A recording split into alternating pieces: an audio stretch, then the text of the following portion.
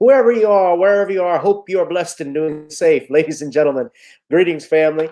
Of course, I'm tuning in. You see me without the glasses off today. But if you're looking for some opportunities, particular advertisement opportunities, then look no further at the link at the bottom to my email address. You can hit me up for advertisement opportunities. We are supporting and promoting your businesses here on this channel.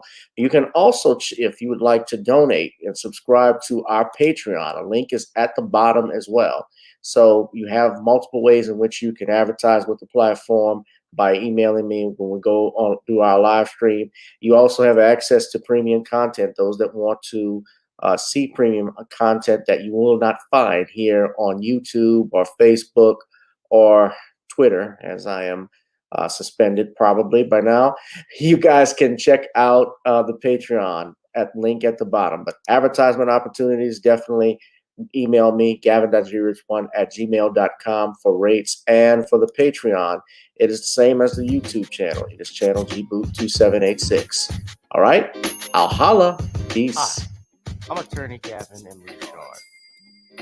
Check out my latest book, The Commonwealth of Pennsylvania versus William H. Cosby Jr., The Destruction of Due Process in America. For approximately 2 years now, I have gone on a painstaking quest to investigate the rise and fall of an American icon, Bill Cosby. In the mid-1980s, there was not a star that was higher than Cosby. Advertisements with Coca-Cola, Jello, Kodak, along with the #1 television show for 5 straight years in a row. On Thursday nights, it was must-see TV on NBC. Cosby resurrected the genre of the traditional family sitcom that was once thought dead by television critics.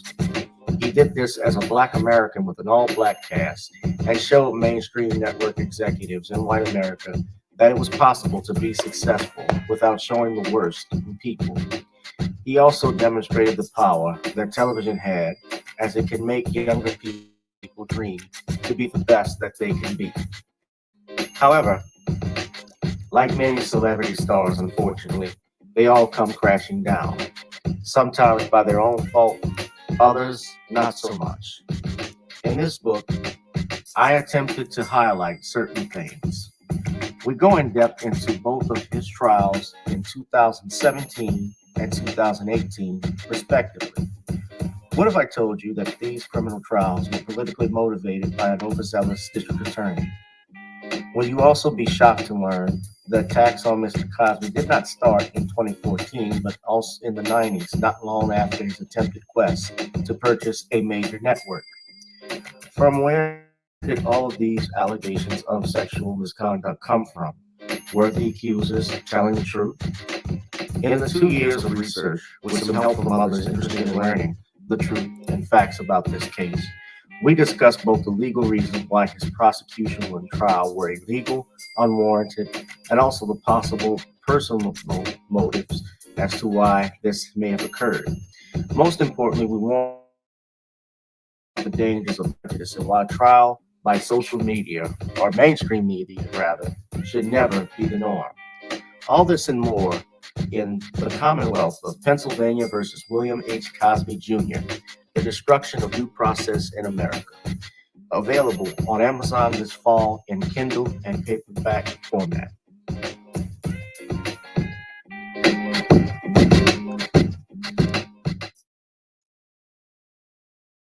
My girlfriend didn't know. All right, sorry about that. It's on autoplay. All right, what's up, everybody? Welcome again to another edition of Random Topic Thursdays, the hottest live stream on YouTube.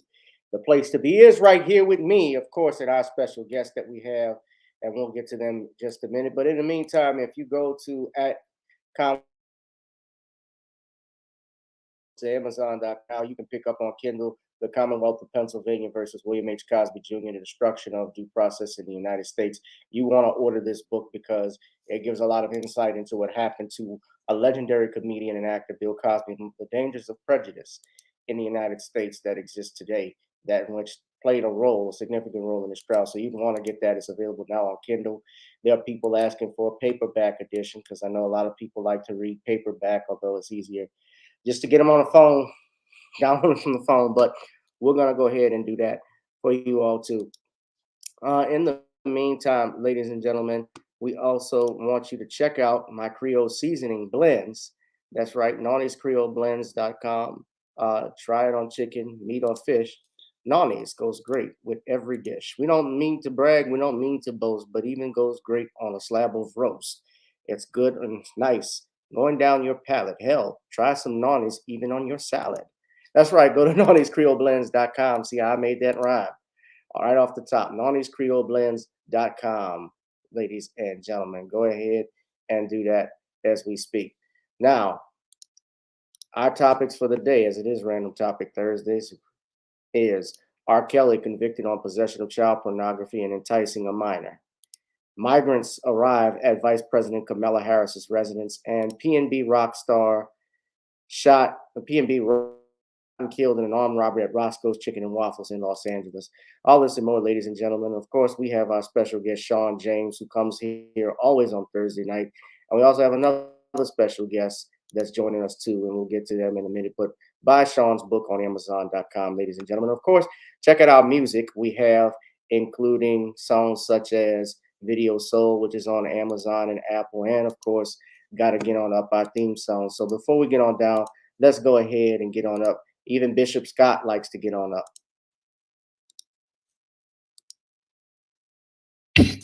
Girl, come on.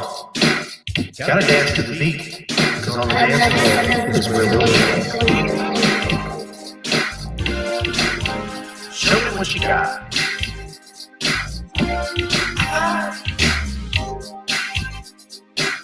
Gotta feel the groove. Feel the groove, get on the floor. Get on up. Right now the party's wasted. There's nothing much to do. But once the groove gets started, tell me, what do you have to lose? Just look into my eyes, girl, as we glide across the room. And what to my surprise now, the beat takes hold of you. Now if you're feeling like I'm feeling, so come on baby, let's start dealing. Time to get this party started. Ain't no time for the broken hearted. When the rhythm takes hold of you, there's only one thing left to do. Cause the beat is really moving. Time to get your body moving. Gotta get on up and move your body. Cause when the beat is really grooving, start to feel your body moving. Gotta get on up and shake something. Feel the groove, get on the floor. Get on up. Tell the DJ play the whisper. Rock steady in the mood. All that wind and fire. Tonight we're gonna groove. Show me how you do the full chorus. Let's slide too. Hit the stop, under the body, baby. It's really up to you. Now if you feel like I'm feeling, so come on baby, let's start dealing. Time to get this party started. Ain't no time for the broken hearted. When the rhythm takes hold of you, there's only one thing left to do. Cause the beat is really moving. Time to get your body moving, gotta get on up and move your body. Cause when the beat is really grooving, start to feel your body moving, gotta get on up and shake something. Feel the groove, get on the floor. Get on up. Now, 2020 hasn't been the best year of all times. We've been dealing with death, a pandemic, racism, bad policing, and all the bad rhymes. But like Uncle Soup once said, if you're breathing, you're achieving. So if you're ready, I need you all to get on up. Are you ready? 1 and 2 and 3 and 4. Get your butt on the dance floor. 5 and 6 and 7, 8. This jam we appreciate. We're gonna slide and step on the beat. On the dance floor is where we'll feel the groove. Get on the floor. Get on up and move your body. Cause when the beat is really grooving, start to feel your body moving. Gotta get on up and shake something. Feel the groove. Get on the floor. Get on up. Yeah, gotta get on up. Come on, baby, gotta get on up. Baby, feel the groove. Get on the floor. Get on up. Oh, feel the groove, get on the floor. Got to get on up, ladies and gentlemen. Of course, I'm going to get another copyright strike for that, but it's worth it. All right, ladies and gentlemen, welcome to another edition of Random Topic Thursdays here on channel GQ2786. Gavin Richard on our YouTube, on our 2 YouTube channels that you saw, but also we have our Facebook and Twitter channel, ladies and gentlemen. We're going to go ahead and bring in our distinguished guest, bring in the author of The Man Crisis, Shawn James. Shawn, how are you this evening? I'm good, Gavin. How are you? I'm doing fine. You want to do a plug-in? Well, my upcoming book, The Woman Crisis, is coming on November 29th, and you can pre-order your digital copy on Kindle, Smashwords, the iBookstore, Barnes & Noble, and Google Play right now. All right. And also buy Stop Simping in Cyberspace for Shawn. Just buy one of his books, and that's good to just support him. But please get that copy of The Woman Crisis, pre-order that when it's available now for pre-order. Yes, available for pre-order right now. All right. And of course, here's our other guest, ladies and gentlemen. We got the brother man from the Holy Land of Philadelphia. Let's bring in Bishop Gerald Scott. Bishop, good evening. How you doing, my friend? Good evening to you and Shawn. Good evening. We're glad to be on the show one more time. And I was getting on up too. I know he was getting on up. Moving Yeah. to. Bishop was dancing right in that bed. Just you got it right. You got it right. Yeah. Even Shawn's flat top was dancing. So let me stop before Shawn does a critical examination of that rib. So let's get into it, gentlemen. I want to talk about this. I don't have a particular order to go in, but I want to bring this up. Have you all seen, Shawn and Bishop, this video that went viral from Fox Soul with Umar Johnson and Cynthia G? Did you and a couple other panelists? Did you all see this? I haven't seen it. No, I saw clips of it, but I haven't seen it. Well, I'll play a clip of it, but I wanted to talk about this because this is part of the problem about what's going on in this country about. So Umar Johnson and my boy Dwan B, shout out to Dwan, that's my friend, were on Tammy Mack's show on Fox Soul. And I didn't even know who Cynthia G was. I heard about her. I never really watched her videos, but she had some of the most vile and vicious things to say about black men. And apparently, if you go on Fox Soul, and Shawn, I'm sure you're familiar with Fox Soul and how they set up their panelists. I haven't watched that content at all, so I don't really know what they're doing. But I know Cynthia G promotes a lot of anti-black man content. So, well, what was happening? There was another person there. This one person whose name is Hope Giselle. Now, this is a transgender person who's formerly a man that's now identified as a woman, and basically was talking about black men. Now, it's funny because, and I'm laughing because Umar, and you'll hear it during this program, keeps referring to them as queens.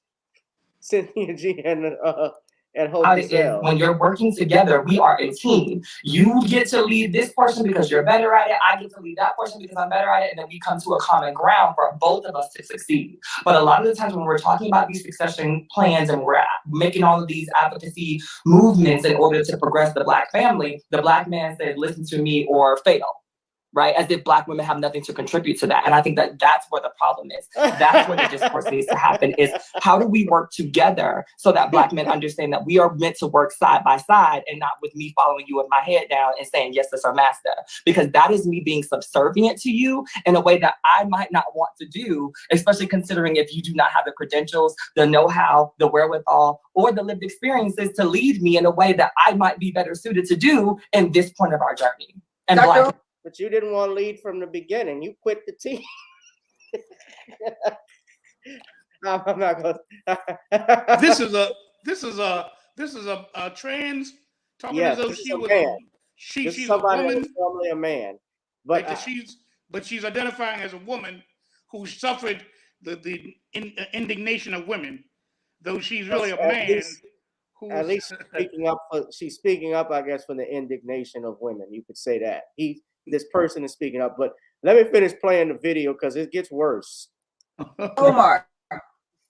Well, first of all, I do not endorse any kind of a second-class citizenship role for Black women. I believe Black women have as much to offer as the Black men, so I'm not sure who the Queen is referring to, because I am not a misogynist and I do not support that type of narrative that said the Black woman's position is only to have children and to prepare food. But at the same time, I think Black women have to look at themselves, because although white supremacy has been the greatest enemy of the progress of Black men, you would also have to argue that Black women have probably been the greatest accomplice to supporting the white power structure in their destruction of Black males, i.e. the conversation we're having right now, where two intelligent Black women have yet to indict white supremacy for the role that they play in the destabilization of the lives of Black men. Is white. Now I'm going to play the rest of the video, but there's a clue to this, guys. Umar doesn't know that that's a man. He doesn't know. And and I got another video I'm going to share. So hold on, y'all. Hold on to your butts, because it's going to be a good one. I'm going to definitely hold on to my butts. Responsible for any of the Black man's plight at all. Absolutely, it exists. And Black men have worked in tandem with white supremacy since they've become in contact with it. And this is why I say in the Black community, we have very disingenuous, very dishonest discussions, especially when it's regarding Black men, because we do have a Black male worshiping culture. So what we do within that culture, and Umar Johnson is showing it today, is absolve Black men from any accountability for what they've done. Number one, we wouldn't be in a system of white supremacy had it not been for Black men. So if you want to go all the way back to history, then let's go back to history when Black men were selling their own people into white supremacy. Let's go back into history when 16 years off the plantation, Black men were worried about a war being waged on them. They were worried about getting access to white women. That's what you were worried about. And it's interesting. There's a reason why I feel like Umar focused mostly on me and Hope's attitudes, and it's because he can't accurately answer the question. He mentioned names, not accomplishments. And the reason being is because I think he mentioned those names specifically because the accomplishments of those people don't have to be explained. Right, but those accomplishments are also accomplishments that I've heard Umar Johnson speak negatively about, specifically the civil rights movement and how damaging it was to Black people. But now he wants to sit here and say the very people who accomplished that were accomplishing something beneficial. It's a bird, it's a plane, it's super bangs. Yeah, I've seen Cynthia G before. I've seen many of her clips, and I've really seen her evolve from being a accomplished host to being this male basher extraordinaire. I've seen her shift over the years. I've seen her because when I first met her, when I first saw her, ironically, she was positive in terms of the total Blackness experience, not this Black versus male.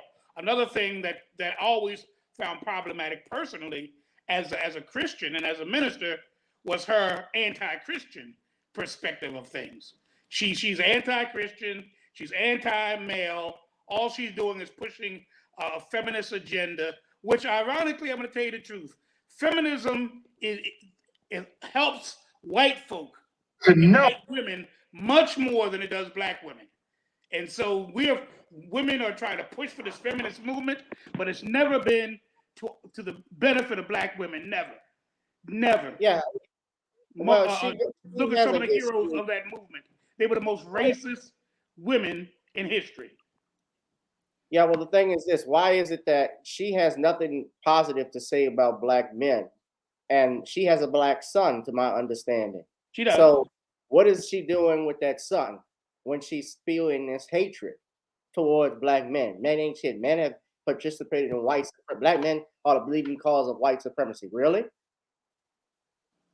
I could reverse that. There are some I could go in history and talk about some black women that have perpetuated the stereotypes and slavery even longer than black men.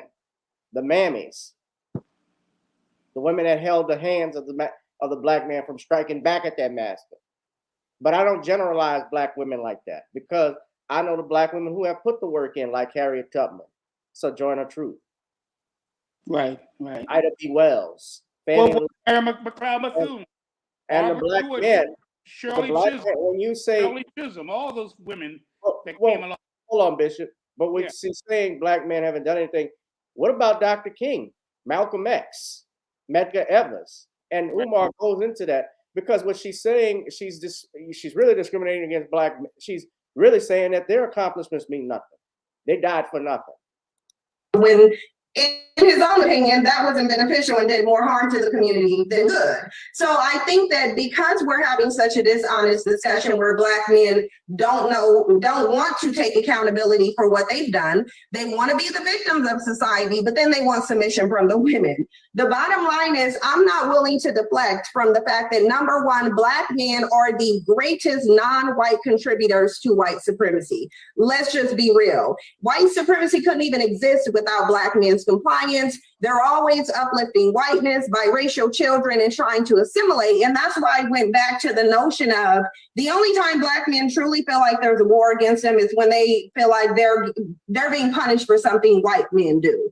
At the end of the day, y'all dropped the ball. You're blaming white supremacy on your failures. We already know there's oppression, but black women are double oppressed. We have more barriers to face. You have male privilege in a patriarchal system and you can't even get it right. Well, Dr. Umar, I think we all know your stance on interracial marriages. Absolutely. So please acknowledge what the rest of what Cynthia G has said. Absolutely. I'm not sure where Sister Cynthia took history class, but if you know anything about the transatlantic slave trade, the transatlantic slave trade was a European enterprise. I'm talking about the sub-Saharan. I'm talking about the sub-Saharan slave trade. You should go look into it. Excuse me. You address me. Go look into the sub-Saharan slave trade where black men are trading their women and children for alcohol and tobacco. May I finish? Go ahead, Dr. Umar. The transatlantic slave trade was a European enterprise. It was not an African enterprise. Although there were some chiefs who participated in it, by no means did they control the direction and extension of the transatlantic slave trade. So that's number one. Number two, black men resisted enslavement, not only on the shores of Africa, but right here in America. We celebrate Nat Turner, Denmark Vesey, Gabriel Prosser. There's literally hundreds of documented attempts by African men to liberate not only themselves, but their women and their children. So to act like we just sat there and we're complicit in our own oppression is absolutely ridiculous. The other point I want to clarify for your information, Cynthia G, you've never, ever heard me condemn the civil rights movement. The good Reverend Dr. Martin Luther King Jr. is a hero of mine. And despite me being a Pan-African nationalist, I take issue with other black nationalists who do want to dismiss Dr. King's accomplishment. The civil rights movement was necessary because it removed a psychological scar that suggested of racial inferiority. So you've never heard me deride the civil rights movement. I support it, although I took certain issues with it. The bottom line is, when Black women, Black girls, Black boys listen to this conversation we're having today, they're going to be confused because they hear two brothers speaking of a greater context to the problems that affect Black men, and you hear two Black women who want to keep scapegoating Black men while ignoring the historical and contemporary systemic challenges that are constantly placed in our way. I'm gonna say this and be quiet, Sister Tammy. I gotta give you this. There was a recent piece of research, Tammy, that came out, and the research said a Black man with a master's degree, they did a study. They had white males who had come out of prison apply for jobs. They had Black men with master's degrees, Sister Tammy, apply for the jobs. And guess what? Males with prison history and no education were called back more than 75% of the time than Black men with no prison history and a master's degree. I'm aware of that. I am aware of that, of that survey. I am. Hope, I saw you give Dr. Umar the side eye. It's only because I can't, you have 1,001 clips on the internet, but I know for a fact that one of the things that I was offended about in doing research or just seeing you on the internet is that you have definitely talked about your disdain for some of the practices of Dr. Martin Luther King. So to sit here and gaslight us as if most of us have not seen. That's not true. Find the clip. Find the clip. Well, Dr. Umar, you yourself said you had, you yourself just seconds ago said you did find some things in the civil rights movement problematic. But I supported the movement and I still support it. Dr. King was not a Pan-Africanist, but one of my greatest heroes, Dr. King. So he did support Dr. King. Again, he was wrong about the women part. Now, I'm going to let Shawn talk, but before Shawn speaks, y'all got to see this. Know that I'm on a panel with a surgically altered Black man. Because if I would have knew that I was on a panel with a surgically altered Black man, if I would have knew that I was on a panel with a surgically altered Black man, my conversation might have been different. My analysis might have been different. My critique might have been different. My insight might have been different. You want to bring a surgically altered male to the conversation? No worries, because intellectually, nobody can handle me. Intellectually, nobody can handle me. So if you want to bring a surgically altered male, no disrespect, but don't you think you have a right to tell me? Do your guests have a right to be informed? Well, you know, that's all I'm saying. Don't have me thinking I'm talking to a woman. Don't have me thinking I'm talking to a woman. Don't. Doc might have thought he could have hit. That's why he's mad. He finds out that's a dude. Oh, hell no. Don't have me come on here with a surgically altered woman. Don't have me come on here holding this basketball. It's got me thinking the wrong type of ball. Don't have me. He didn't know. Have me think I'm talking to a woman. And I'm having a conversation with a surgically altered male. That's all. No disrespect. Just let me know. Hope Gazelle, I ain't got nothing against you, bruh. Hope Gazelle, I ain't got nothing against you, bruh. Hope Gazelle, I ain't got nothing against you, bruh. I'm simply saying I had a right to know. That's all. I'm not going to disrespect you. I have no interest in disrespecting you. I'm just saying I had a right to know that you were a surgically altered male. That's all.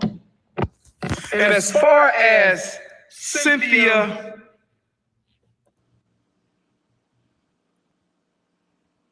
I'm not even going to speak on her. I'm not even going to. All I'm going to say is this. I hope my sister gets some deep spiritual therapy because she was hurt by a Black man in her life. I hope my sister gets some deep spiritual therapy. Because she was hurt by somebody, and a Black man hurt Sister Cynthia real bad. And I love my sister. I love my sister, Cynthia. Cynthia, I'm not going to say nothing against you. Yes, you were mean and nasty, condescending and rude. You hate Black men, but I love you anyway because you are still a beautiful African queen. Do you hear me, Cynthia G? You know what the G stand for? The G stand for go get some psychotherapy. Cynthia G. The G stands for go get some psychotherapy. I love my sister Cynthia. I love my sister Cynthia. I ain't gonna say nothing to disrespect that beautiful African woman. But as a therapist, as a doctor of clinical psychology, I'm referring Cynthia G to the Association of Black Psychologists for some post-traumatic relationship dysfunction disorder. I said post-traumatic relationship dysfunction disorder. I said post-traumatic relationship dysfunction disorder. Post-traumatic romance disorder. She just Without finance. need some therapy to process the trauma. She just needs somebody to help her process the trauma. But that's my sister, and I love her.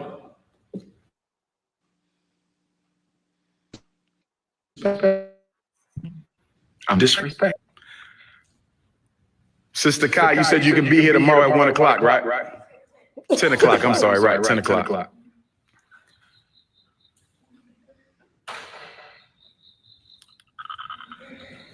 So brothers and sisters, Tammy Mack set me up. Tammy Mack, I love Tammy, that's still my sister. I love Cynthia. Synthetic G. That's her name, Synthetic. I'm just out here trying to get the school done. HVAC is in order. We about to shock the world. Oh, that's why he's sweating. No, I thought he's sweating because he realized that deal had a pickle. He found out Finkel was Einhorn. That's a good one. Finkel is Einhorn. Einhorn is Finkel. Finkel is a man. Einhorn is a man. What, Bishop and Shawn, y'all never saw Ace Ventura, Pet Detective? No. Really? Nope, missed that one. Ace Ventura, Pet Detective, really? Oh my God, y'all gotta catch up. No, I've seen the movie. Einhorn is Finkel, Bishop. Yeah, but I just think that the whole thing is a travesty. First of all, Cynthia's sitting up there with all this synthetic, white-looking makeup on, hair, trying to look as white as she possibly can, you know, and yet she's critiquing the fact that men have been assimilated, men have been indoctrinated, men are pretending to be white men and admire them so much and revere them so much and kowtow to them so much. And here you are sitting with horse hair and Brazilian hair and other stuff that you're doing, trying to look as much as possible like a white woman, I guess to attract the black man. But let me say this. In the early days, as I said before, I used to watch her. And in the early days, she did express two things. First of all, she has dated a white man. She dated the white man because black men had done her so wrong, including the father of her son, that the black man had done her so wrong that she tried a white man and she found him coming up short too. Something about Umar is right. Dr. Umar is right. There's something about her character that just repels, I guess, any man. It's a sad situation, white or black. But I think she is someone who has been hurt, extremely so, maybe even going back to her father. Someone on the show was saying maybe her daddy, some abandonment that her father may have had, whatever the case may be. But I know for a fact she has said on her show that black men have hurt her severely, even to the point that she at one time dated a white man. So, you know, everything she's arguing, her life has not panned out what she's saying as if it's something that came out of her mind. It didn't come out of her mind. It came out of her experiences. Yeah. Well, Dr. Umar woke up out of the crying game. Shawn? I don't know what to make of that mess of a panel, but it just looked like one big pile of just dysfunction all around. I mean, the whole thing with your Cynthia G, this, I don't know, whatever that was called. I think it's called a woman, but it's a man. And then you have Dr. Umar Johnson, and you have the makings of a modern day minstrel show. And this misandric minstrel show was just embarrassing to watch because you have your Cynthia G going out here attacking black men. You have this transgender going out here attacking black men. And then you've got Dr. Umar Johnson going on and just, I don't know what he was doing, but he wasn't standing up for black manhood at all. He was just a complete beta.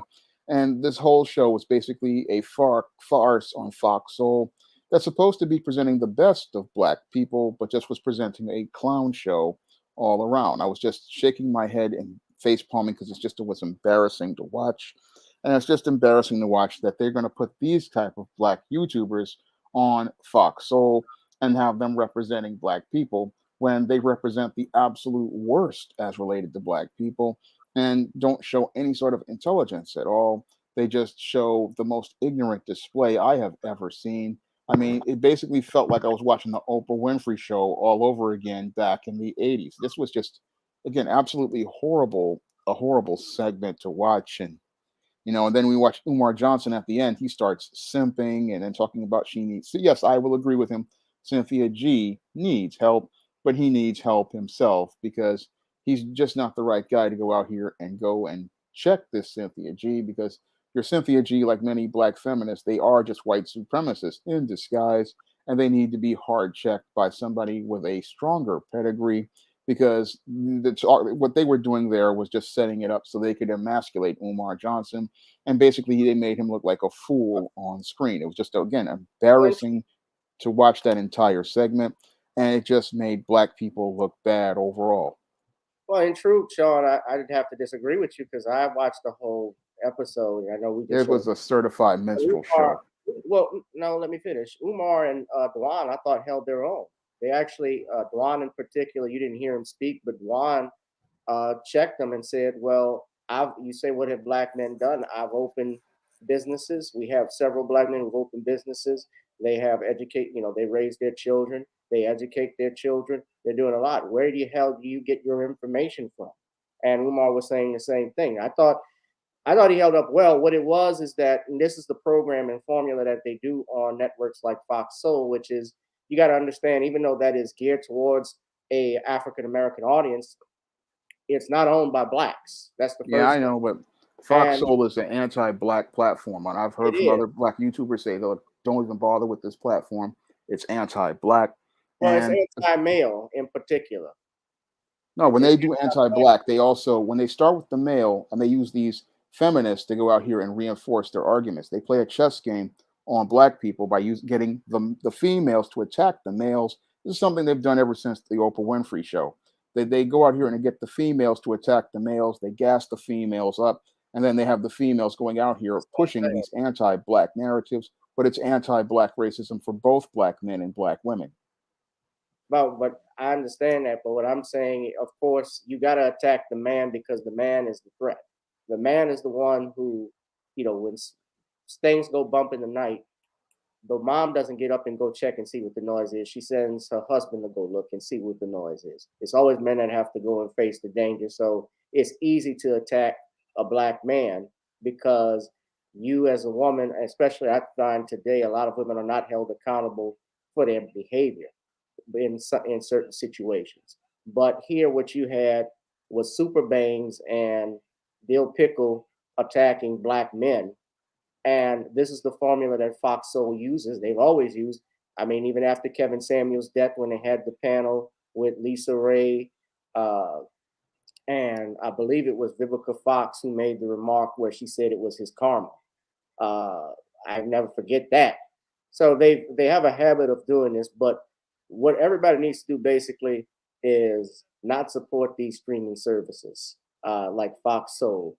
We ought to create our own black-owned, a black-owned and a streaming service that has panelists like Shawn and I, have real professionals, wordsmiths, that have legal people that are trained in the legal field, people that are lone doctors and psychologists that could talk about these issues instead of making it a big Jerry Springer style slugfest, because this is what this was, and even worse. But but shout out to Dwan B, because Dwan is my dude. Dwan held it down with it. But and something he pointed out too that is an issue, and I think we'd agree to this, is the access to capital. Black men and Umar did point this out, as opposed to white men who were in prison, they have a better chance of getting a job than a black man. When we start businesses, the banks are keen on not giving you a loan because they'll say, well, you can't get a loan for this because you're a credit risk. But you can apply for a car note, you can apply for a house note, because why? You're going to be able to be in debt more to the bank than you would if the business picks up and you're making money from it, you're making capital. So they are, it's all set up that way. But we'll follow, hope there may be more of this. I don't have any interest in seeing anything on Fox. So, I know some people may send some clips and I might look at it, but I'm not interested in watching their content because it's anti-black male and to some degree it's anti-black female. All right. Can I just say one thing, Gavin? If you don't mind, it reminded me of how they attacked Ice Cube. Yes, they did that too. Ice Cube. I mean, it was the black women, the divas, the quote divas. That's what they call themselves, the divas. And Vivica Fox was one of them. The divas that stood up against him, and lambasted his whole proposal that would have been, I saw great value in, but they just lambasted it. They were nitpicking, talking about he didn't put the word black women in there. He's talking about black people as a whole. See, we're killing ourselves by this separation. We're killing ourselves. The white establishment loves this. They love to see us male versus female. The baby boomer blacks versus the Generation X blacks. They love to see us so divided, so disjointed that we'll never get together. We'll never get together because we just, everybody's after their own self-interest, their self-aggrandizement. Claudia Jordan, it was Claudia Jordan. It was Lisa Ray. It was Vivica Fox. Yeah, it was a part of it too. Yeah, forget these bags and their bangs. Yeah. Don't watch this stuff. But our young women that are listening to them. It's our young women that are coming up now that are listening to these women who are out to get black men. I don't know why. I don't know what they've, just like you said before, and Shawn has also reminded us. I don't know and Umar as well. I don't know what the problem is, but there's something toxic about this. That if we don't get a handle on this, white men have to worry about us ever trying to rise up above our condition. We're not going to rise up above our condition because it's our condition. Slavery impacted all of us, male and female. Right. Hit that like, share, and subscribe button, ladies and gentlemen, right now. And also, please donate to the Cash App and PayPal at the ticker at the bottom. The channel is not monetized, so anything you can contribute and support me would be greatly appreciated. Next topic I want to talk about, I'm going to move in. This happened earlier this week. Some migrants arrived at Vice President Kamala Harris's residence. Now, this, of course, if you know right now, there's been this open door policy at the border that the Biden administration has. And in Texas, of course, because Texas is closer to Mexico and South America, the route that they would go to South America through to the United States, to North America, is through Texas. And so Governor Abbott has been busing immigrants to these liberal states like New York, like Illinois, and even now, recently, Washington, D.C. So this is coming from Fox 5, that there were 2 buses of migrants that were dropped off at Vice President Harris's residence. And we're going to go to Fox 5 for the news. Please put that copyright disclaimer up. I find this to be fun. This is something else. This is what's going on, but here you go. Republican governors are taking matters into their own hands when it comes to illegal immigration in the U.S. This morning, instead of dropping people off their Union Station, the latest buses of migrants from Texas to arrive in D.C. instead stopped outside the Naval Observatory where Vice President Kamala Harris lives. Fox 5's Tom Fitzgerald standing by live tonight in Northwest D.C. with more. Fitz, let's talk about what the neighborhood saw today. Yeah, quite a wake-up call this morning, Jim. Texas Governor Abbott sent these buses here after he heard last weekend Vice President Kamala Harris saying that the border was closed. Now, Governor Abbott vehemently believes that that is not true and sent a message here by way of this latest bus trip. Now, it was about 6:45 this morning when, before dawn, these buses rolled up. The two buses held about 100 migrants in total, and they dropped off those passengers right on Massachusetts Avenue next to the vice president's mansion. Now, the League of Latin United American Citizens says that these people arrived here today with only the possessions on their back, and they are trying to help them tonight. Meanwhile, Mayor Bowser tells Fox 5 she believes there are going to be many more bus trips between now and the winter. Catholic charities usually provide some basic necessities. And we're talking everything from a toothbrush to a razor to basic things that we take for granted. They don't have any of that. They literally come with only the clothes on their back. It's open because we enter, we come in free. No problem. Going to do all that we can in DC to make sure that people have a humane welcome and transfer to their final destinations. But we see in the months ahead that this problem could worsen. Now, you remember it was only last week that Mayor Bowser declared a public emergency because of these bus migrations after being told by the Pentagon not once but twice that they would not activate the National Guard for all of this. Bowser's emergency declaration frees up funds and creates a new Office of Migrant Services. But you talk to the people in this neighborhood and say, this is a problem, and both political parties need to do something about it. This is the first time I've seen them in this neighborhood. Yeah, on my street. Yeah. That's messed up. They should have a place for them to stay. Of course, nothing ever gets done. You want to do something in D.C., it involves Virginia, it involves Maryland. It's all this. I realize that they've got a problem there, but there are good ways to do this, and then there's bad ways to do it. And expect more of this. Late this afternoon on Twitter, Governor Abbott posted, quote, he'll continue to send migrants to sanctuary cities like D.C. until, quote, President Biden and border czar Harris do their jobs. We're live at Northwest tonight. We'll send it back into you.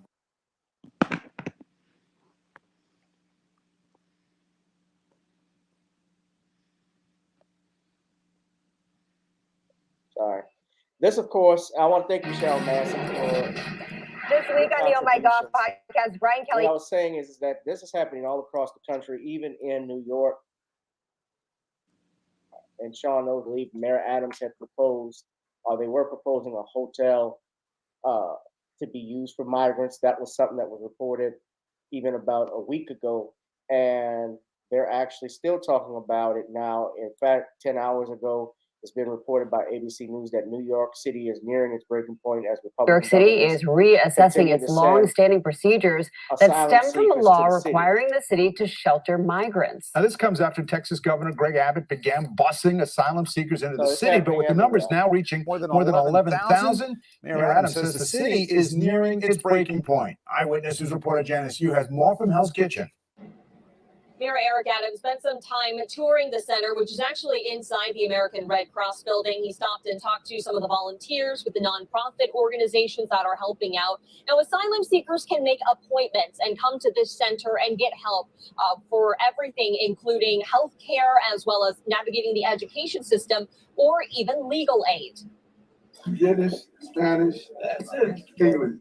It's the newest resource for asylum seekers in New York City, a central location where they can go for help after arriving in the city. We need to welcome them with compassion, and we're doing it here. At least 11,000 asylum seekers have come to New York City since May. More than 8,000 are still in the city's shelter system. Mayor Eric Adams says this has put the system at a breaking point, and the city needs to reassess policies in place that help those seeking emergency shelter. We have not been ashamed to say that we need help. And all those who think we're not getting it right, they should come and show us how to get it right, because we believe we are getting it right. The news of a possible overhaul to the policies received some backlash from advocacy groups, fearing the mayor was referring to the decades-old right to shelter law. The administration is adamant that's not the case. It is important, because we don't exist in a vacuum, to reconsider the practices that the city developed that flow from the right to shelter. On Monday, about 60 asylum seekers were unable to stay in the shelters because they were at capacity. When asked if this was a violation of the right to shelter law, the administration said it understands what the law entails and that the men had places to stay in the shelters the next day. Faced with over 11,000 asylum seekers since May, they've safely and efficiently provided them not just shelter, but all the related services that the consent decree upon which the right to shelter is based guarantees. The mayor says the city has reached out to the state as well as federal government for help. Now, despite being at capacity, officials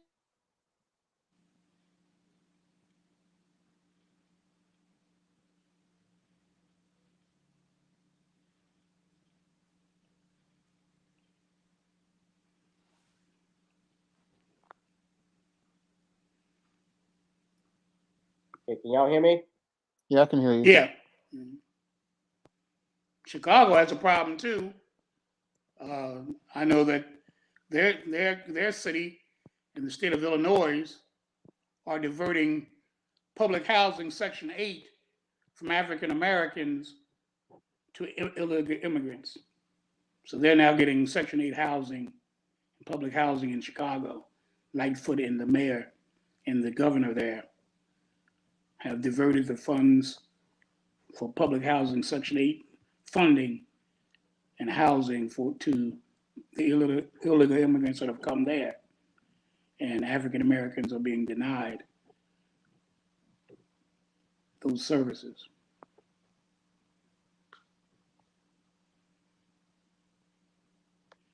What happened to Gavin, Shawn?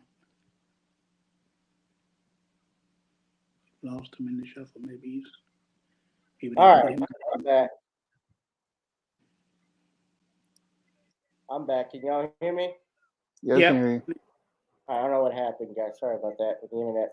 So we saw that, but it's also happening in Chicago with Lori Lightfoot, and she got blasted as well for hypocrisy over the border because they were sending the migrants, I believe, to the suburbs, GOP suburb, and you know, people are obviously in these cities that are frustrated. You heard what Eric Adams had to say, Shawn, about getting it right. But I want to take the lead on this, Shawn. What did you think of the migrants being bused to Vice President Harris's residence? Lightfoot criticized Governor Abbott today for sending a busload of illegal border crossers to her. Well, I think that the governor is doing the right thing because these Democrats love to run their mouth. They love to talk, but now they've got to deal with their problem.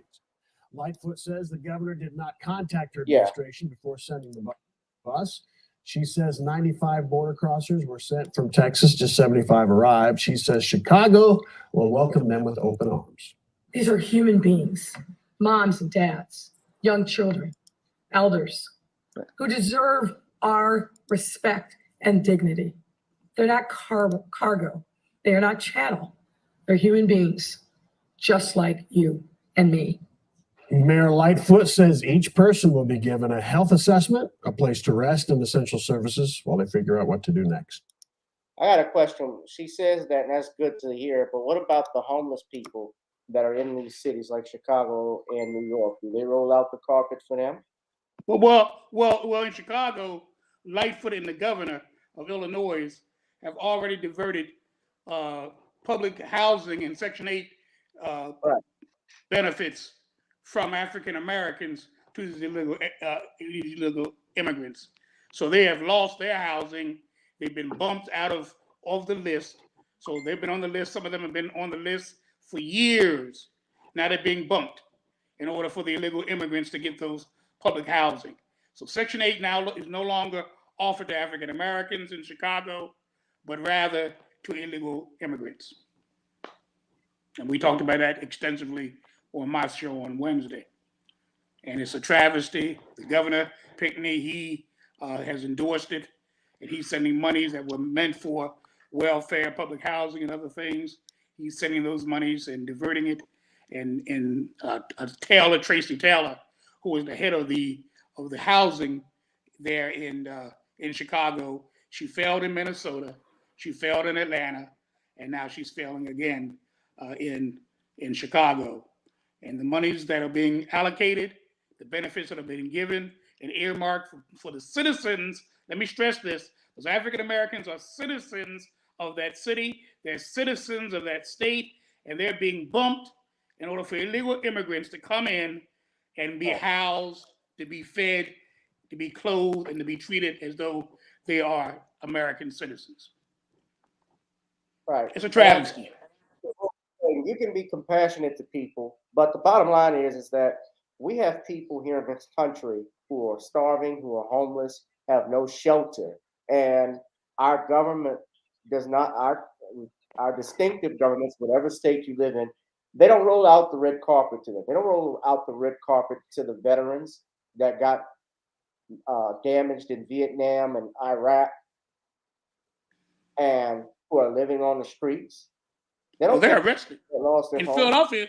In Philadelphia, we have the whole homeless population. We have under the Claiborne Avenue Bridge on the I-10. We have a whole population of people with tents up, living on under there. Even under the you all who are in New Orleans, you know exactly what I'm talking about. On Highway 90 Bridge, going across the river, the Crescent City Connection, you'll see nothing but tents. People living under the bridges there.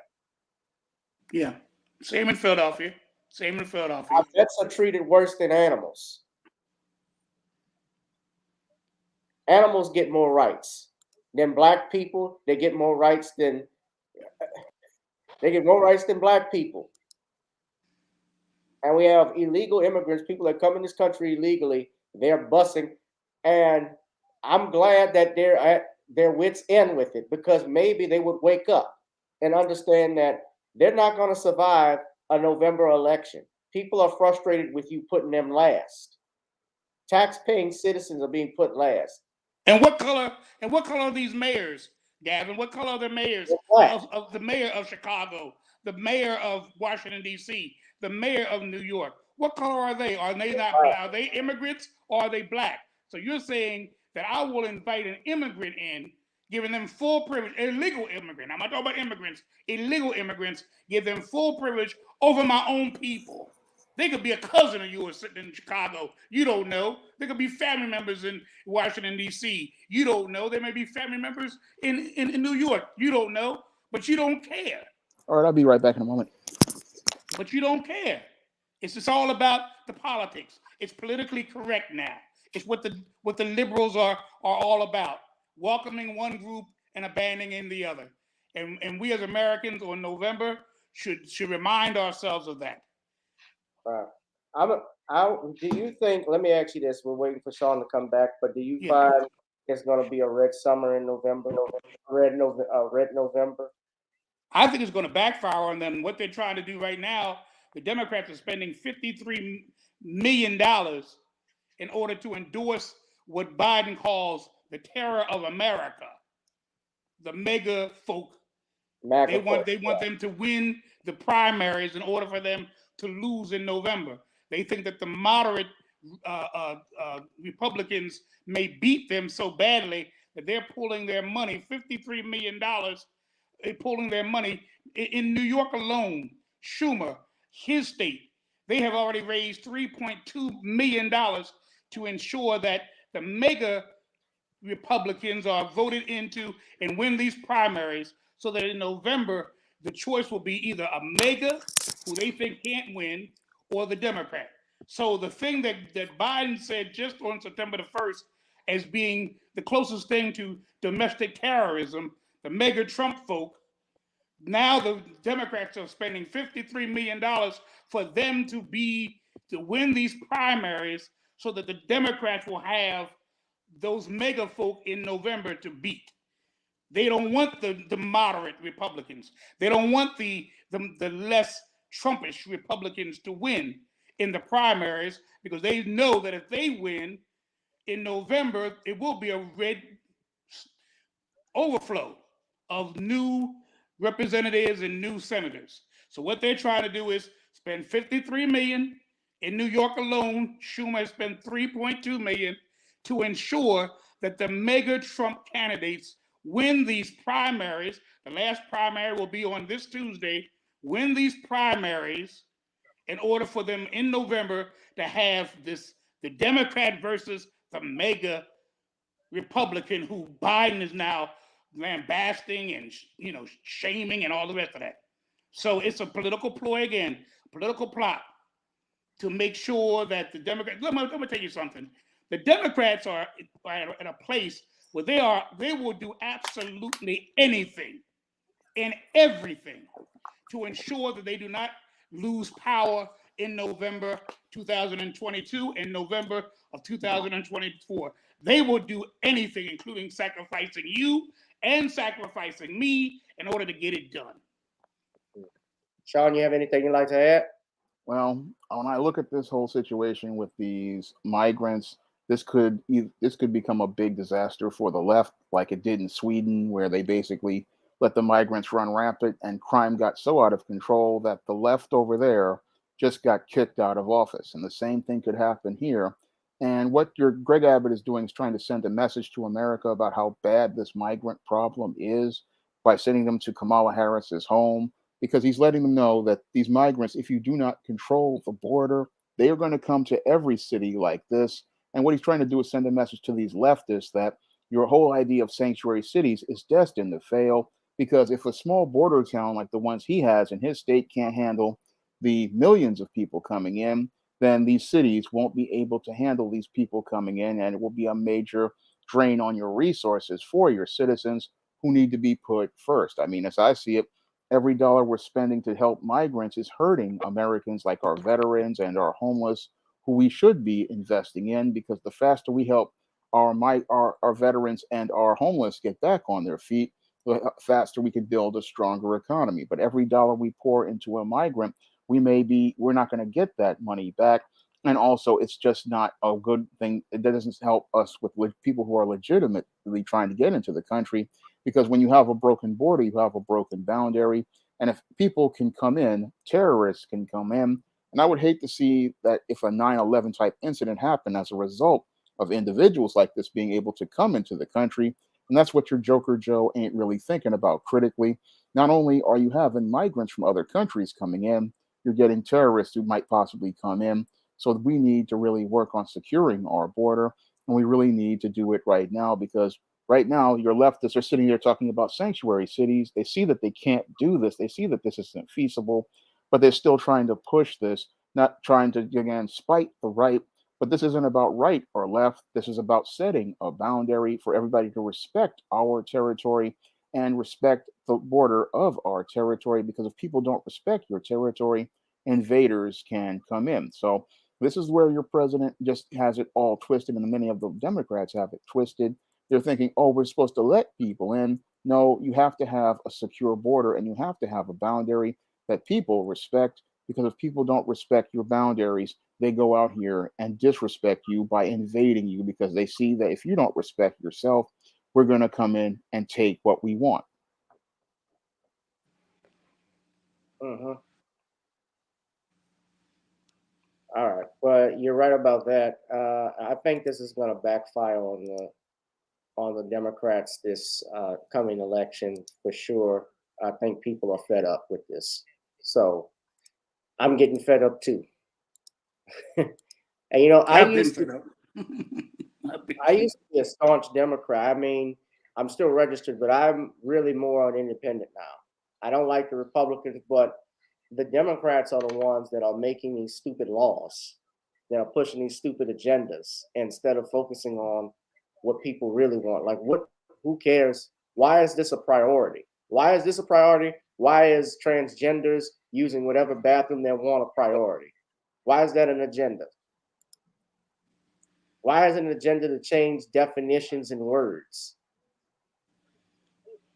This is the agenda of a crazy person, because crazy people want to change definitions of words and want to focus on irrelevant, trivial matters.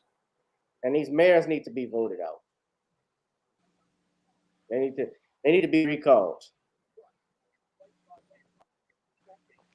So hit that like, share, and subscribe button, ladies and gentlemen. We're gonna go ahead. We're gonna get into our last two topics. Bishop, do you have to leave, or are you still good to go? Yeah, I'm gonna get ready to go in about 2 or 3 minutes. I can stay a little while longer. Okay. But I will be leaving in a minute. one of the things I wanted to talk about too was this tragedy that took place. PnB Rock, who's a rapper, he was out in Los Angeles eating out of Roscoe's Chicken and Waffles, and sadly, he was killed in what appears to be an attempted robbery. Now, I can't tell you exactly who I don't know much about this rapper, about this brother, but he was a father of two. He was with his girlfriend at the time. I believe his daughter was with him when this tragedy took place. So his daughter sadly got to see her father killed in front of her. Now, this is coming from KTLA, and sadly, this PnB Rock joins a list, infamous California hip hop list. Even KTLA put this out. Rappers who've been shot, who've died from gun violence, from, of course, the notorious B.I.G., Seagram. We know about Tupac, but Tupac was in Las Vegas. Nipsey Hussle, whose murderer was just convicted. Pop Smoke, a bunch of rappers, people in there, these kids who are at least were only in their 30s. And brother PnB Rock was a young man. I believe the brother was no more than, he had to be in his mid to late 20s. I don't know exactly how old he was, but that's a picture of him there. And reportedly, they said that there was an Instagram post that showed where his location was, and he was with I believe his girlfriend had taken this post, and it was quickly deleted. But they've been saying that she's been, and I think it was speculated by people she had something to do with it, but that has not been proven. And, before we make any type of accusations, he was 30. Okay. We always want to have evidence before we come out and say that. And of course, they're still investigating this, and we don't know exactly who did it. But I can tell you that there's a lesson to be learned with stuff like this. And that lesson, too, with social media, I believe I don't tell people my location anymore. I think it's a dangerous thing when you start doing it, because when people start I saw this even as an attorney in cases, Bishop, when people would put their locations up. Sometimes we've seen videos where I've seen stories where somebody I believe an employee robbed his own bank or Wells Fargo, and he's taking pictures with the money. Well, he puts it on IG and Facebook, and guess what? The cops show up. Yes, I've seen that. I've seen that. So let's play this video from KTLA. Diamond encrusted chain that he was wearing could lead to a suspect. This, as a hip hop legend, is putting out a warning to other rappers not to flash their jewelry. I don't want to play the video. I don't want to play the song. They're going to put a copyright strike. At this, Roscoe's Chicken and Waffles on Main and Manchester Monday afternoon, the shooting caught the attention of South LA rapper Ice-T, who put out a notice on Twitter. The MC posted this, reading, "People are still hitting me up about my comments about LA gang culture. If you notice, LA rappers don't wear a lot of jewelry. Me, Snoop, Cube, Dre, Game, Kendrick, the list goes on. It's not because we're broke. LA is just a dangerous place, rapper or not. Why test the streets?" Could not be more true. Criminal defense attorney Mark Reichel represents several rappers in the LA area and says his clients would agree too. There's no dispute in my book, and I do represent some of the rappers that live in Los Angeles now, and they don't wear their stuff down in Los Angeles. In fact, they've been the victim of break-ins to their house to try to get that jewelry. The tweet comes after LAPD reports the robber demanded the Philadelphia rapper's valuables, including his custom chain. Before going to Roscoe's, the late rapper posted a video to his Instagram story wearing a chain similar to the one you see here from a previous post. According to the LA Times, police have put pawn shops on alert about the chain and other items. They've got the pawn shops blanketed. I think that's obviously going to be a bad idea to try to pawn it in there. Reichel says there are laws in place for pawn shops to report items believed to have been stolen that they may have purchased. He says there's an online database allowing police to cross-reference the items. They get something significant, it's personal property, they're purchasing it, they have to report daily. And if they don't, it is a misdemeanor for failure to report. Reichel says if the chain does show up in a shop, it could be helpful, but believes investigators will find alternative ways to solve the case. I think they're going to look for tips.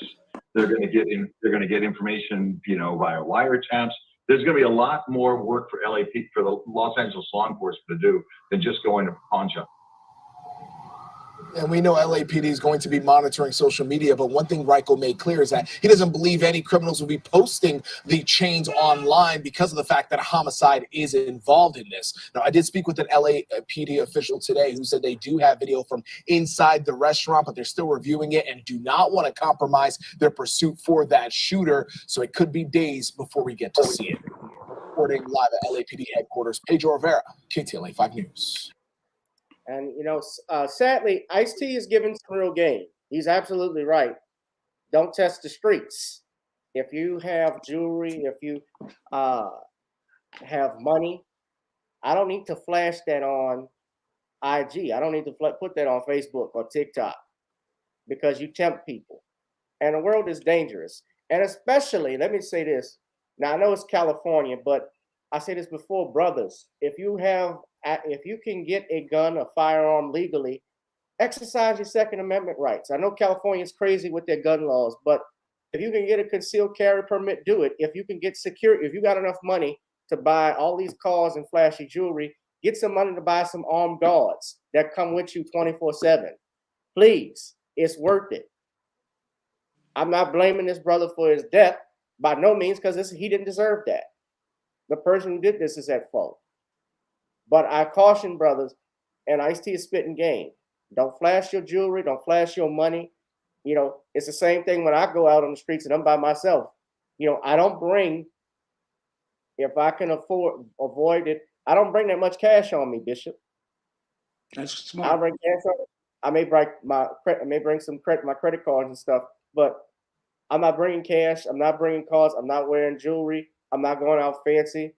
You know, another thing, I don't go out sometimes, you know, of course I may go out alone, but I'm not going out alone because Glock comes with me. That's just real. When I'm in these streets in New Orleans, when I gotta go somewhere, I gotta take my gun.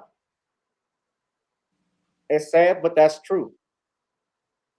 Smart. It's and smart. He's young. Yeah. Smart. It's our right as American citizens, Second Amendment. It's our right to protect ourselves. You know, these laws are hurting law-abiding citizens, not hurting the criminal, but they're going to find a way to get a gun. The criminal's going to find a way to get a gun. I mean, we can't get an AK-47 in the store, but in a Walmart. But you can rest assured, the criminal going to get an AK-47 fully automatic. No problem. He going to find a way. That's a criminal. He don't care what you say. Yeah, that's what makes him a criminal. As Judge Joe Brown says, yes, buy, bang, and not blink. That's all these goddamn, goddamn Dana, all this crap. I don't listen to this damn music. All right. Well, Shawn, you have something you want to add to this tragedy? Well, I'm sorry to hear about the passing of this young man, and I'm sorry to hear that he lost his life in the chicken and waffles. But when I think about what happened to him, it's just somebody should have given him some guidance on how to maintain a low profile, because one of the things you want to do to avoid these kind of incidents and just being targeted by these kind of guys is you have to maintain a very low profile. That means while you have a stage persona, that's for the stage, but you have to have a profile for your public persona where you keep everything low. You keep the bling in a safe, and you don't even dress up. You just go out and just put on basic clothes and just go out and go to basic. Well, I know he went to a basic place, but I mean, these guys are always looking for you and looking to make you a target. And what you want to do is take the target off your back. And that's how the way you do that is by maintaining a low profile. You just don't really wear the jewelry. You don't wear the clothes. You don't put a target on your back because these guys are looking for somebody to take. And this guy, sadly, he was trying to do what they call the rapper image, where he was wearing the bling and the jewelry. And this makes you a target for these kind of guys. But the sad part is he didn't have the guidance or the advice. And sadly, this man lost his life. And it seems like these days, rapper is a very dangerous career, because I hear about the death of a rapper at least once a month or at least every other week. And it's just a sad thing to happen. When you think about where hip hop was about 40 years ago, you weren't hearing about these kind of things. And now you're hearing about death practically every week. And it's like the minute a guy starts to get some money, we get crabs in a bucket who want to take that guy down and take his life. Yeah. Another Pookie and Ray Ray. Yeah. That messes up something for this man. Someone said, yeah, I had heard this. He was threatened on one of his live streams before. Yeah. I heard about that. If you get threatened even and you're going out, you better have protection. You can't brush it off like it's nothing. If it's a real threat, absolutely. Sometimes going to places like these Waffle Houses, these little corner stores, these little places that are off the beaten track, they are attracting people that also go there that would love some jewelry from you. Yeah. You know, if you go to certain places, certain environments, you can maybe wear that type of thing. But you're going to a Waffle House. And that means people that maybe can only afford a $5 meal, $10 meal, or, a cup of coffee. They're all in there too. And they see you wearing this $1 million or $100,000 piece of jewelry. And then you walk out, just like you say, unprotected, have no weapon, have no bodyguard, even have sometimes not even a person with you, and you walking out in the street. You don't think they're going to follow you to your car or to wherever you're going to go? You have to be careful. You have to be always aware. I'm like Shawn. You have to be aware of your environment. Where am I going? I wouldn't go to. I'm in where I live. I wouldn't go to North Philly. I wouldn't go to certain areas in this city wearing bling bling. I wouldn't go to certain things wearing bling bling. I wouldn't go to IHOP wearing bling bling. I wouldn't go to things like that wearing that type of jewelry. Hundreds of thousands of dollars going into a place like that. And I have people that are unemployed that can go into a place like that. People that are desperate that can go into those places like that. And they see me wearing this thing unprotected, unshielded, no kind of defense mechanism that could protect me. And then I walk out in the street and they follow me right out there in the street and boom, boom, I'm gone. And so is my jury. Like the reporter said, the jury is gone. That's what they went after. That's what they killed him for, that piece of jewelry. Yeah. All right, ladies and gentlemen, hit that like, share, and subscribe button. Yeah, when you're in that business, you're surrounded by wolves, man. Yeah. Predators, always ready to pounce. Be ready. I got one last topic with Bishop. Do you have to run? Okay, yeah, well, I get ready to go now, but thank you, Shawn and thank you, Gavin. Gavin, thank you for the invite. Shawn, thank you for allowing me the opportunity to share with you in this wonderful. I love these programs. They're so enlightening and so enriching. Thank you both. Thank you. Have a great day. You have a show on Wednesday still. Real Talk with Wednesday, the G-Man. yes, 6 p.m. Real Talk with the G-Man. All right, 6 p.m. Real Talk with the G-Man. Y'all Google that. Go to his Facebook page. I believe he has. Right. It'll tell you all the information. It'll tell you all the information. Yeah, please go there and listen to his channel. Thank you, Bishop, and I really appreciate you for coming on. It's always a pleasure. All right, we're going to go ahead and get ready to talk about our last topic. Of course, the big news that happened yesterday. R. Kelly convicted on 6 counts, 3 counts of child pornography and 3 counts of enticing a minor. However, he was acquitted on counts of trying to rig his 2008 child pornography trial. In other words, obstruction of justice. His managers, who were co-defendants with him as well, they were actually acquitted, which was interesting. We're going to play different clips of this from both the defense and from the prosecutors and the defense. So this first video is the prosecutor. The charge he was acquitted on was conspiring to obstruct justice charge, which is what I was saying earlier. So this is the federal prosecutor, I believe, John Lausch of the Northern District of Illinois.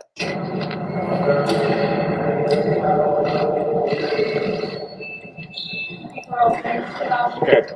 Thank you. Thank you. This afternoon, the federal jury returned guilty verdicts on 6 counts against Robert Kelly. 3 of those guilty verdicts were for producing child pornography, and 3 of those verdicts were guilty for Robert Kelly enticing minors to engage in sexual activity. Robert Kelly and his 2 co-defendants were acquitted of other counts. they were charged with in the indictment. The evidence at the trial in this case revealed reprehensible conduct. That Mr. Kelly engaged in sex acts with multiple girls under the age of 18, and he recorded some of those sex acts on video. We are pleased with the fact that Robert Kelly is finally being held accountable for that reprehensible conduct. We are particularly pleased that Robert Kelly is finally being held responsible for the abuse of his 14-year-old goddaughter. As you may recall, that was the subject of the 2008 trial in Cook County. And the jury in this case found him guilty of that very same conduct.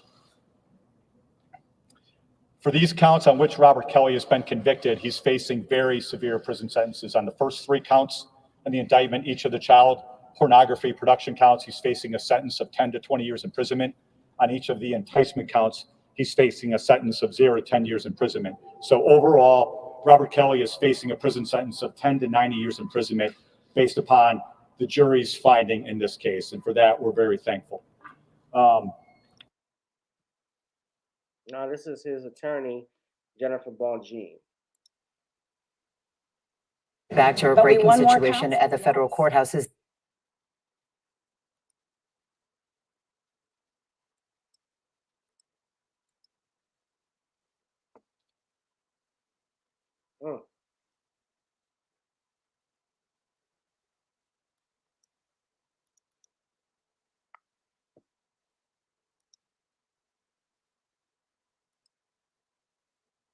Back to a breaking situation at the federal courthouses. The attorney for R. Kelly.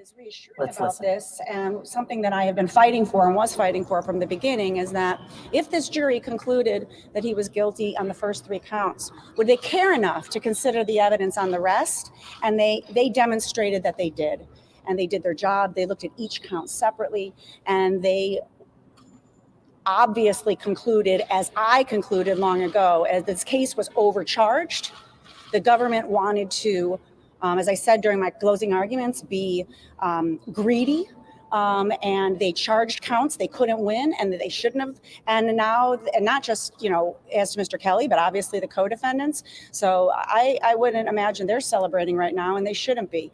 They should go back and figure out, whether their approach to this case was the right one.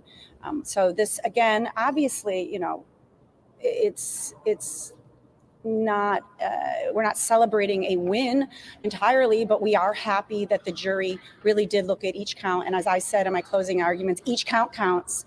They did their job, and we ended up with 7 not guilty counts in a 13 count, right? 7? Yeah, 7 not 7 guilty and a 13. counts in a 13 count indictment. So,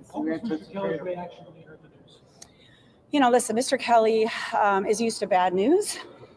He has a 30-year sentence, which is egregious and excessive in my view, out of New York in a case that never should have been charged the way it was charged.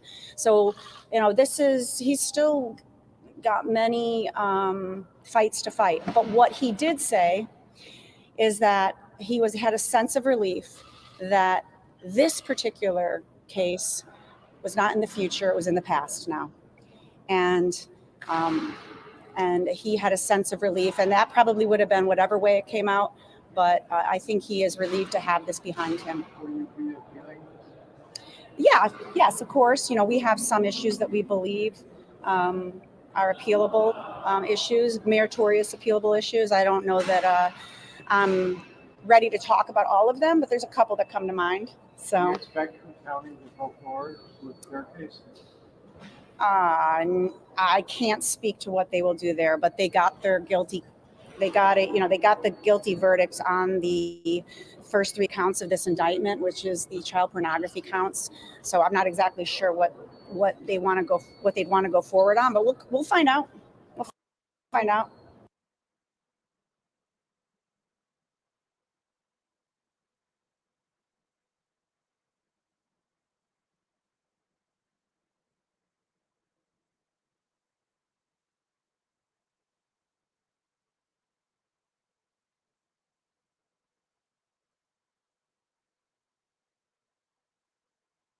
Two witnesses chose to lie implicate this man and drag him through this experience from 2019 until today.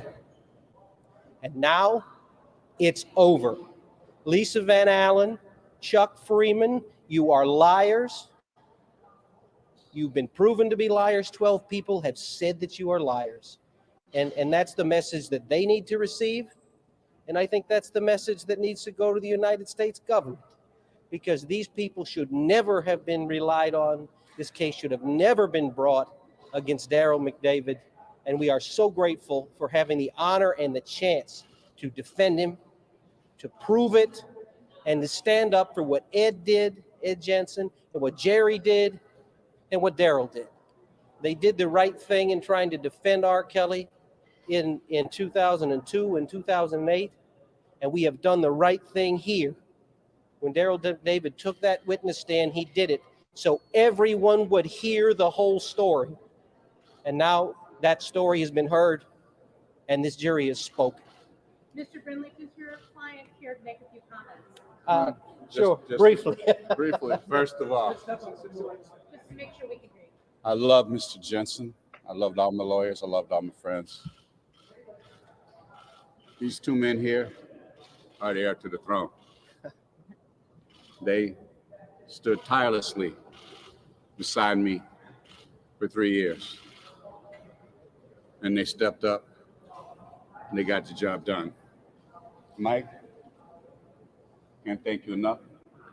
Matt, my son, got out of law school, worked on this case till 3:30 every morning to find his father not guilty. Thank you, and God bless you all.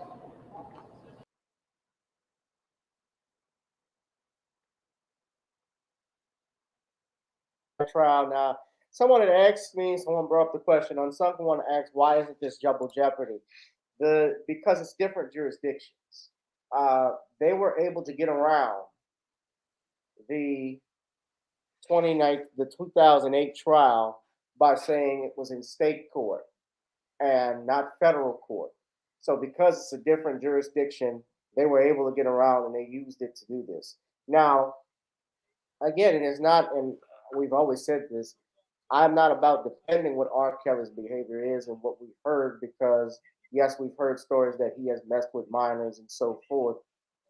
But I do not, and I did not like this RICO and Mann Act charge that they had put on R. Kelly in New York.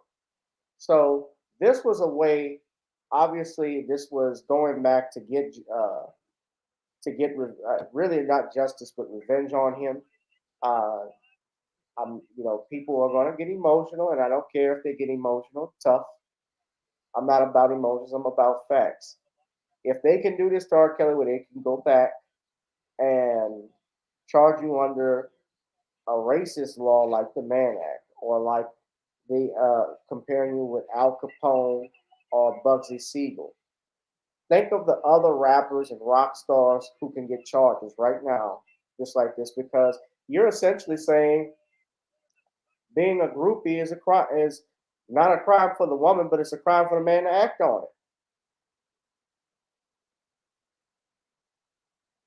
That's what happened in New York. Now in here, there were some inconsistencies I heard in that case as well, and it may very well be able to appeal it. We'll find out. But as it stands, he's been convicted of child pornography and enticing a minor. He's facing a long prison sentence. So if really, in essence, R. Kelly is likely to die in prison. So, Shawn, what did you think of this and what you saw? Well, sadly, looks like R. Kelly's being railroaded by the criminal justice system if they're using things like the Mann Act and other federal laws to go after him. I guess they figure they couldn't get him in state court with these charges, so now they're going to try to get him in federal court. And I believe basically, since they said they couldn't get Bill Cosby, they want to go find another black man to destroy, and R. Kelly looks like an easy target. So since your R. Kelly is already somebody that the black community wants little to do with due to his past history of alleged sexual deviancy, the white supremacists are going to put a target on R. Kelly, and they're going to try to use him and make him the scapegoat for their whole narratives as related to sexual predation. So what they want to do with R. Kelly is go out here and railroad him through the criminal justice system in order to punish a black man for being a alleged sexual predator. This is all about them trying to go out here and find a black man to destroy. And again, since they can't get Bill Cosby because he got cleared, what they want to do is go after the next black man, which is R. Kelly. But what we really have to be scared of is, just like in the Cosby trial, the precedent that's set here. Because if they can go out here and use these federal laws like the Mann Act or the RICO Act to go after black men, then they can go out here and use these laws, misuse these laws, because these laws were meant to go after organized crime. And then they're going to try to use it to go after any black man who they either disagree with socially or disagree with politically. And that is the whole dangerous legal precedent set by this whole R. Kelly conviction that most people aren't thinking about, because they're thinking, oh, that your R. Kelly was a sexual predator in their minds, but they're not understanding that the interpretation of law here is the dangerous thing. That this is about the legal precedent that's set, and that legal precedent, again, is dangerous for all black men, because this legal precedent is one that makes you look like a villain and puts a target on a black man's back just simply for being an entertainer, because we know they're not going to go after white guys like I believe your Jerry Lee Lewis or your Mick Jagger or any of these other white guys who have had groupies. No, they're only going to use this to go after black male entertainers, because they want to make black men the face of sexual predation, and they want to use laws like this to persecute black men. Now, again, I don't support R. Kelly's deviant behavior, but I do support his right as an American citizen, because any law that's used against him can be used against me or any other black man that the state disagrees with. Yeah, and that's the main thing that I'm looking at. How can R. Kelly be charged with RICO when Al Capone was only convicted with tax evasion? Well, that's based on evidence, man. They didn't have, I think, the RICO statutes at the time when Al Capone was around, or Bugsy Siegel. That started around, I believe, I want to say the 70s, in 60s and 70s, when those RICO statutes started. Because there was a time, if you recall, and you can go look at the records, even J. Edgar Hoover had stated that there was no mafia in the United States. And we know that was a lie. And he had to concede after they had these hearings in the 1960s. I'm trying to think of the name of it, and I should know it. The Valachi hearings that were conducted by John McClellan, who was a senator out of Arkansas. And the FBI was forced to admit that the mafia did indeed exist. And, of course, J. Edgar Hoover, he never said anything about it, because the rumor is that J. Edgar Hoover was in the pocket with the mob. Why? Because he had some pictures, or they had some pictures in their possession, rather, that put the FBI director in a compromising position, preferably with his hands on his ankles, if you dig my meaning. So that was that. We're going to keep monitoring this. Obviously, this is not over. I'm sure there's going to be appeal. I think he has another trial that's pending in Minnesota, if I'm not mistaken, Shawn. Yeah. But really, they're really throwing him under the jail. Well, they figure they can't get any of these other black men, so they're going to go for the easy target so they can get a win, because white supremacy hates losing, and going after your R. Kelly is easy because they feel like they have an easy win on him, so they're going after the easy target in this case. Right, and I don't like the selective outrage. And you brought it up too when you mentioned Jerry Lee Lewis and Elvis Presley. They have a movie on Elvis that they just did with Tom Hanks, and you're praising Elvis Presley. We know Elvis was messing with Priscilla when she was 14 years old. She was a teenager, right? Yep. Now, even though, yeah, he got permission from the parents, but we live in a society now where we're saying this is frowned upon, and we're punishing one person, which, and I'm not saying that he doesn't deserve to be punished. But the point is that you all are being controlled like Pavlov's dog to have selective outrage about one thing and not another. Am I right? Yeah. Yeah. All right. Well, I don't have any more to add than what we have tonight, ladies and gentlemen. I need you all to hit that like, share, and subscribe button. Thank you, Cheryl Massey, for your donation.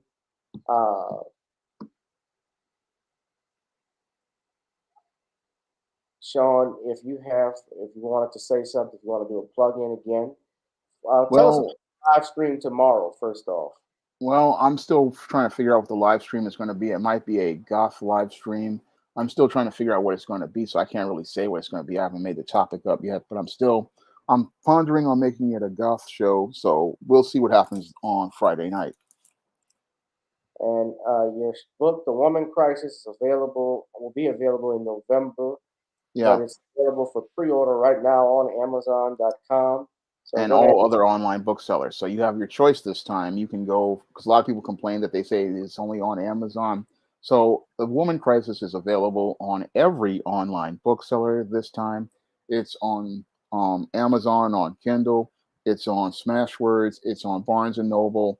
It's at the iBookstore. It's on Google Play. So if you want to put in your pre-order for The Woman Crisis, it is on all online booksellers in digital format, and it will be coming to paperback soon. So I'm still currently working on The Woman Crisis, but you can put in your pre-order and you'll have it delivered to your device on November 29th.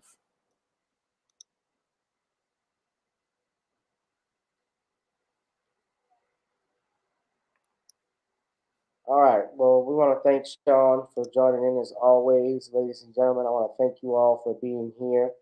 Yes, go to KnownAsCreolesBelans.com. Purchase you some Known as Creole seasoning. That's a great way to support us, fam. Try it on chicken, meat, or fish. Known as goes great with every dish. Also, check out our book, The Commonwealth of Pennsylvania versus William H. Cosby. That is available on Amazon Kindle. We'll be working on a paperback version very shortly. One last thing I want to say, Shawn, you know the Emmys were this past week. I know, well, you probably don't know that because you don't watch TV that much, but I didn't even see it. well, I know you don't watch the award shows anyway, but did you know that We Need to Talk About Cosby, that didn't even win the nomination for Best Docuseries? Well, it's an all-around loser. Yes, it was all around loser. Will be perfect time to do a documentary on that. So, well, we've seen the end of W. Kamau Dumbbell's career. Don King Jr. Yeah. Buckwheat Jr. Buckwheat and the Queens. The Buckwheat Bootlick's career is over. I don't like that motherfucker. That was BS. Thank you to Sister Cheryl for her donation. Also, shout out to Darius from Atlanta, Daniel Meyer, Computer Robots, DeAndre Mosley, everybody that supported me, Rock Face with Scissors, it's good to see you, Derek Bailey, everybody, Vulcan, everybody, thank y'all. Unsunken One, is just so many of y'all. Yeah. All right.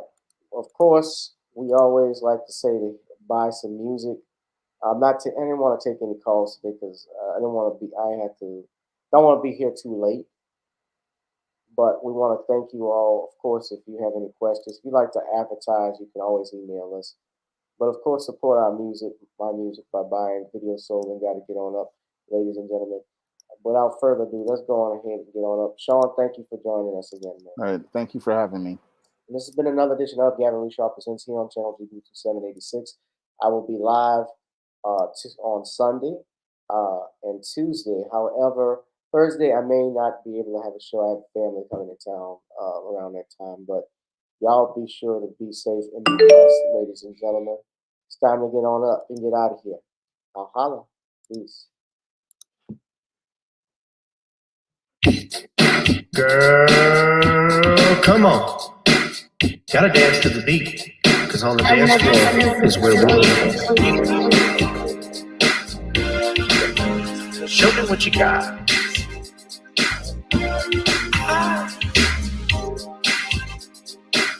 Gotta feel the groove. Feel the groove, get on the floor. Get on the. Right now the party's wasted. There's nothing much to do.